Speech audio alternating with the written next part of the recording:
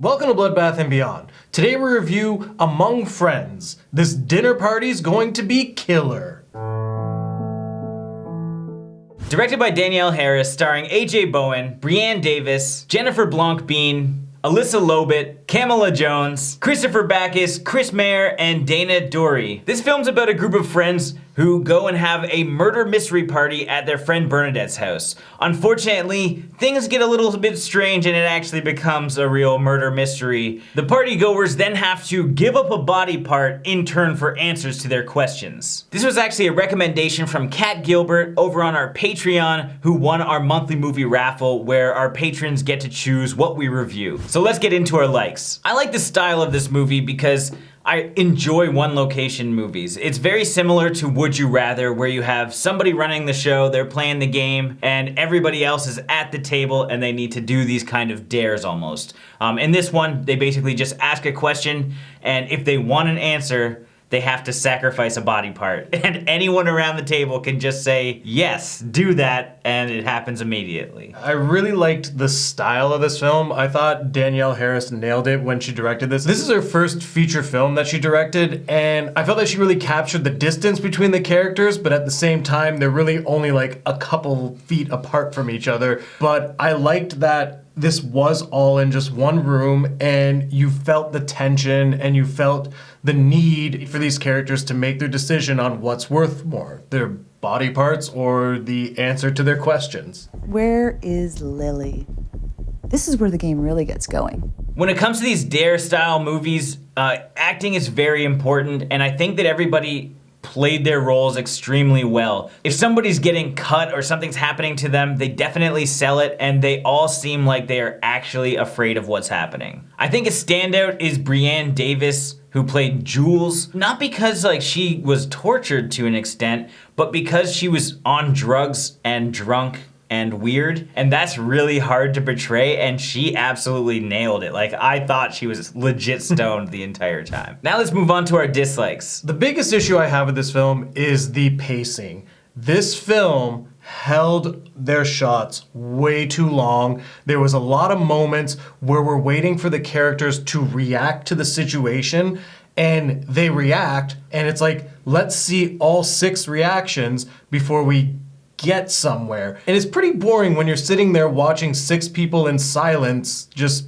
look at each other. And this wouldn't be so bad if it was like one intense moment, but it happens so often. Like every time somebody asks a question or somebody has an answer or anyone's talking, you essentially cut to multiple reactions and they all kind of looking at one person, so it's strange. The editing could have definitely been tightened up to move this along a lot quicker. And with the revealing of like the dark past, I think they were way too muted. I mean, most of the stuff is just like people making out with people, for the most part, and it's not a big deal. He watched. So what? He got off just like you. When you watch films like Jessica Cameron's Truth or Dare did exactly the same thing. That kind of went to the extreme where everyone's a pedophile or they're having incest and stuff. So it's like, this is way too, like we need a middle ground. And I don't know what that is. And I don't like the idea that like our main girl, Bernadette, you learn that Bernadette is the person doing this in the first 10 minutes, so it's not really a spoiler. She makes up the rules whenever she wants to. She changes them to fit her game, and that kind of breaks you out of it, because if the rules can change at any moment, then what's the point of having a rule set established at the beginning of a film? Stop it, Bernie. New rule. Anyone here says stop, and you automatically lose a finger. No vote required. It's at the point now where you know, regardless of what they say or what they do, they're gonna get cut. And while I don't think everybody really needed to get tortured for what they did, I don't think when the people did get tortured, it was like extreme enough. In return for my answer, I get to give you a haircut. What? A haircut. I mean, it's weird because like, they shouldn't have been tortured, but if you're gonna do it, you should do it way worse. Like some people just got like slightly grazed on their eyebrow and stuff. Like it didn't feel painful. Like the most painful thing that I felt, we barely even saw because they were filling it in with like a psychedelic trip sequence. Jules was tripping out. She said yes without even realizing it. and Adam got cut. You have to focus, Jules. You're ruining audience participation.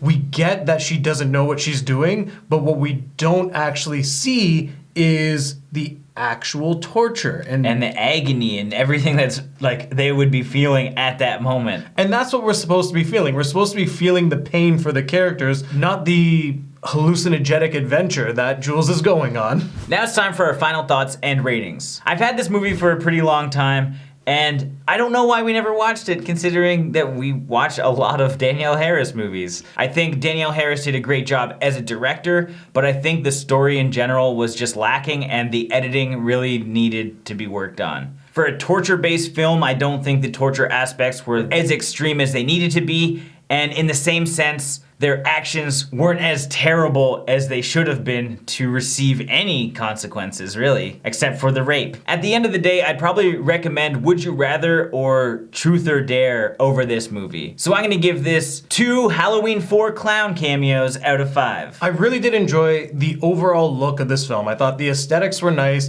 and it was shot well.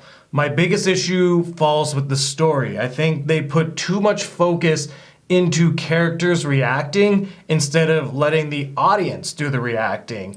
In a one location torture style of film, it's the audience who you want to have the gasping moments and you want to have them react to what's going on. This film has a really good concept to it, and we have seen it done well in the past.